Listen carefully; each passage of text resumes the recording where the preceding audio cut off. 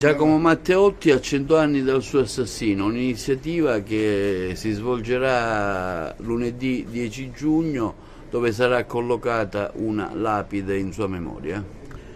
È un ricordo importante nei confronti di un uomo che diede tutto, compreso la vita, per la libertà, la democrazia e la giustizia. Fu ucciso dai sicari fascisti perché aveva accusato il partito nazionalfascista di avere vinto la campagna elettorale attraverso imbrogli, attraverso la violenza e attraverso atti certamente non democratici. Questo fu un'accusa molto terribile per il regime, al punto che organizzarono qualcosa per uccidere Giacomo Matteotti. Purtroppo posso ricordare, proprio alla vigilia di questo centenario, che l'Italia non sta ricordando bene questo martire della libertà, perché c'è un silenzio di tomba e questo danneggia quelle che sono state le figure più importanti del nostro paese. E quindi noi il lunedì collocheremo, che è il giorno proprio del centenario, in quando fu il 10 giugno del 1924 preso e assassinato da 5 fascisti che hanno dato praticamente chiusura alla voce libera che era presente nel Parlamento nazionale. Ma noi lo ricordiamo con impegno, ricordando il suo sacrificio, la sua parola, che diventa sempre un fatto importante per i cittadini che amano la libertà e la giustizia nel nostro paese.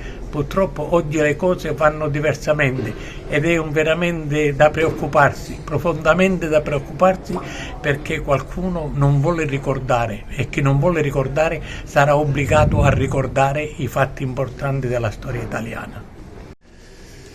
In occasione dei 100 anni dell'assassino di Giacomo Matteotti si svolgerà anche presso la Sala Fazzello del Museo Archeologico di Agrigento un convegno dal tema L'uomo e il martire del suo tempo.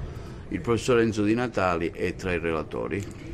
Nel mio intervento metterò in evidenza il rapporto tra Giacomo Matteotti e Don Luigi Sturzo, perché furono vite apparentemente parallele ma nello stesso tempo con grandi convergenze, perché furono due protagonisti della politica italiana del primo Novecento che subirono evidentemente persecuzioni. Matteotti addirittura con il martirio, Sturzo dovette andare via perché era preparato un attentato contro Sturzo. Noi ci chiediamo a cosa serve ricordare Matteotti oggi?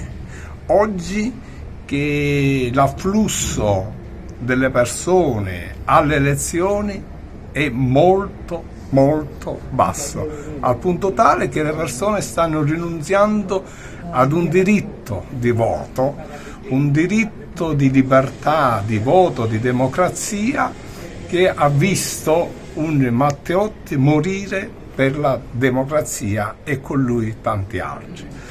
Ricordare Matteotti significa riportare al centro del paese la democrazia, che purtroppo, dico, oggi è apparente. È apparente perché il cittadino non vota più come un tempo il suo rappresentante nel Parlamento, ma vota figure che gli vengono imposte, e queste figure imposte del nostro territorio non sanno proprio nulla.